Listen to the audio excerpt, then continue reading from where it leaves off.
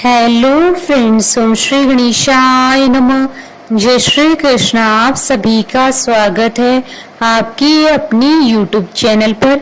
Friends, आज हम आपको इस वीडियो में बताने जा रहे हैं कि वामन जयंती का शुभ मुहूर्त, पूजा विधि, महत्व और वामन जयंती की कथा के बारे में। फ्रेंड्स, वीडियो शुरू करने से पहले आपसे रिक्वेस्ट है, अगर आप हमारे चैनल पर नए हैं और आपने अभी तक चैनल को सब्सक्राइब नहीं किया है तो प्लीज सब्सक्राइब कीजिएगा चैनल को, साथ ही प्रेस कीजिएगा बेल आइकन को, जिससे नए वीडियो से रिलेटेड नोटिफिकेशन आपको तुरंत प्राप्त हो सके।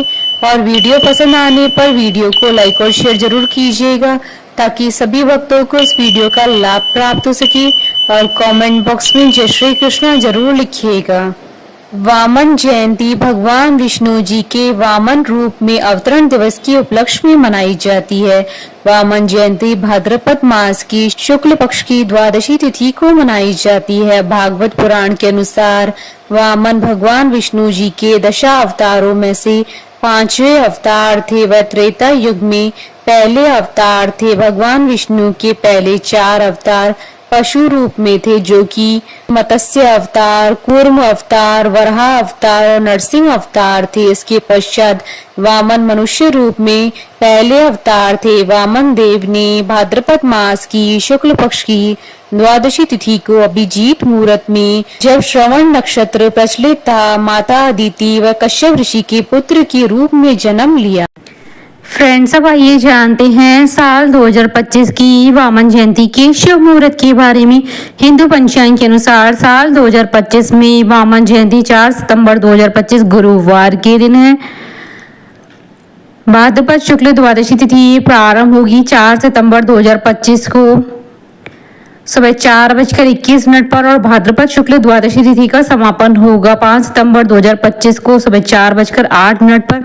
श्रवण नक्षत्र का प्रारंभ होगा 4 सितंबर 2025 को रात्रि 11:44 पर और श्रवण नक्षत्र का समापन होगा 5 सितंबर 2025 को रात्रि 11:38 पर। इस दिन आनंद आदि योग का शुभ संयोग भी बन रहा है। साथ ही गुरुवार का दिन भी भगवान विष्णु जी को समर्पित होता है, इसलिए इस दिन का महत्व कई गुना अधिक बढ़ जाता है। इस दिन पूजा करने और व्रत करने पर साधक को अनंत गुना लाभ की प्राप्ति होगी। फ्रेंड्स, अब हमारे चैनल पर ज्वाइन बटन को दबाकर हमारे चैनल के मेंबर भी बन सकते हैं। हम हमारे चैनल के मेंबर्स के कमेंट्स को टॉप प्रायोरिटी पर रखकर उनका रिप्लाई करते हैं। फ्रेंड्स, अब आइए जानते हैं वामन जयंती की पूजन विधि के बारे में। वामन जयंती के दिन भगवान विष्णु जी की उनके वामन रूप में पूजा की जाती है। इस दिन प्रातः काल वामन देव की स्वर्ण या मिट्टी की प्रतिमा की पंचोपचार अथवा षडोपचार पूजा की जाती है। इस दिन भगवान वामन की मूर्ति या चित्र की पूजा करें। मूर्ति है तो दक्षिणावर्ती शंख में गाय का दूध लेकर अभिषेक करें। इस दिन भगवान वामन जी का पूजन करने के बाद कथा सुने और बाद में आरती करें। अंत में चावल, दही और मिश्री का दान कर किसी गरीब या ब्राह्मण को भोजन करवाएं। यदि वामन जयंती श्रवण नक्षत्र के दिन आती है तो इसका महत्व और अधिक बढ़ जाता है। यदि किसी पंडित से पूजा करा रहे हैं तो वह विधि विधान से पूजा करेगा। ऐसे में इस दिन व्रत रखा जाता है। मूर्ति के समीप 52 पेड़े और 52 दक्षिणा रखकर पूजा करते हैं। भगवान वामन को भोग लगाकर सकोरों में चीनी, दही, चावल, शरबत तथा दक्षिणा पंडित को दान करने के बाद वामन द्वादशी का व्रत पूरा करते हैं। व्रत उद्यापन में पंडित को 1 माला, 2 गौमुखी कमंडल, लाठी, आसन, गीता, फल, छाता, खड़ाऊ तथा दक्षिणा देते हैं। इस व्रत को करने से स्वर्ग की प्राप्ति होती है।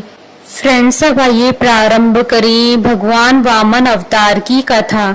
भगवान विष्णु ने स्वर्ग लोक पर इंद्रदेव के अधिकार को पुनः स्थापित करवाने के लिए वामन अवतार लिया था। भगवान विष्णु के परम भक्त व अत्यंत बलशाली दैत्य राजा बलि ने इंद्रदेव को पराजित कर स्वर्ग पर अपना आधिपत्य स्थापित कर लिया था। भगवान विष्णु के परम भक्त और दानवीय राजा होने के बावजूद बलि एक क्रूर और अभिमानी राक्षस था। बलि अपनी शक्ति का दुरुपयोग कर देवताओं और ब्राह्मणों को डराया व धमकाया करता था। अत्यंत पराक्रमी और अजय बलि अपने बल से स्वर्ग लोक, भूलोक और पाताल लोक का स्वामी बन बैठा था। स्वर्ग से अपना अधिकार छिन जाने पर इंद्रदेव अन्य देवताओं के साथ भगवान विष्णु के समक्ष पहुंचे। और अपनी पीड़ा बताते हुए सहायता की विनती की। भगवान विष्णु जी ने इंद्रदेव को आश्वासन दिया कि वे तीनों लोगों को बलि के अत्याचारों से मुक्ति दिलवाने हेतु माता अदिति के गर्भ से वामन अवतार के रूप में जन्म लेंगे। भगवान विष्णु जी ने इंद्र से किए गए अपने वचन को पूरा करने के लिए वामन रूप धारण कर उस सभा में पहुंचे जहां राजा बलि अश्वमेघ यज्ञ कर रहे थे। वामन देव ने भिक्षा के रूप में बलि से 3 पग धरती की याचना की।